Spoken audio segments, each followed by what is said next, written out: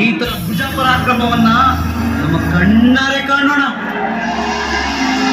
ಈತನ ಕಟ್ಟುಮಸ್ತಾದ ದೇಹವನ್ನೊಮ್ಮೆ ನೋಡಿ ಆನಂದಿಸೋಣ. ಇವನ ತೋಳಿನ ಬಾವು ಬಲವನ್ನ ಪರೀಕ್ಷಿಸೋಣ. ಸೈನಿಕರೇ, ಈತನ ಬಟ್ಟೆಗಳನ್ನು ಎಳೆದು ತೆಗೆಯಿರಿ.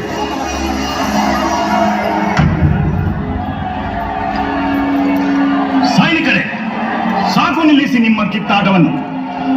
ನಾನು ಸೂಚಿಸುವವರು ಮಾತ್ರ ಅವನ ಬಟ್ಟೆಗಳನ್ನ ಸುಲಿಯಲಿ. ಹೇ, ನೀನು ಹೋಗಿ ಆತನ ಶಿಲುಬೆಯನ್ನು ತೆಗೆದು ಕೆಳಗಿಡು. ಅದೋ ನೀನು ಆತನ ಮುಳ್ಳಿನ ಕಿರೀಟವನ್ನ ತೆಗೆ. ಅದೋ ನೀವಿದ್ದರಲ್ಲ, ನೀವು ಆತನಿಗೆ ಕಟ್ಟಿರುವ ಹಗ್ಗಗಳನ್ನು ಬಿಚ್ಚಿರಿ.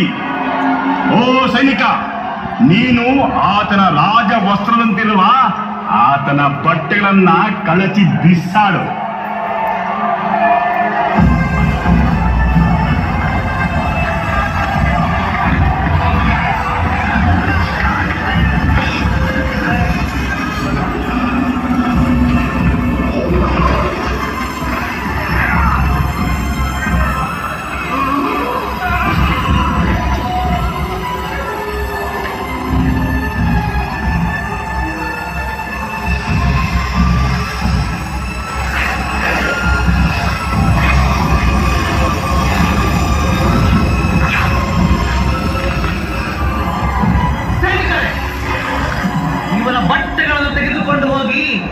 ಚೀಟು ಹಾಕಿಕೊಂಡು ನಿಮ್ಮ ಪಾಲಿಗೆ ಬಂದದನ್ನು ಸ್ವೀಕರಿಸಿರಿ.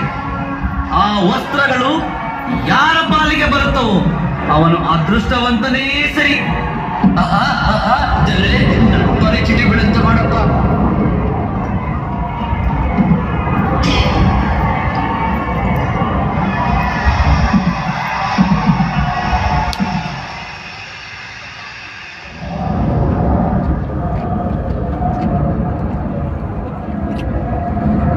ಹತ್ತನೇ ಸ್ಥಳದಲ್ಲಿ ಯೇಸು ಬೆತ್ತಲಾಗಿ ನಿಂತಿದ್ದಾರೆ. ನಾವೆಲ್ಲರೂ ಸೇರಿ ಧ್ಯಾನಿಸೋಣ. ಯೆಶಾಯ ಪ್ರವಾದಿ ಗ್ರಂಥ 61ನೇ ಅಧ್ಯಾಯ 10ನೇ ವಾಕ್ಯ.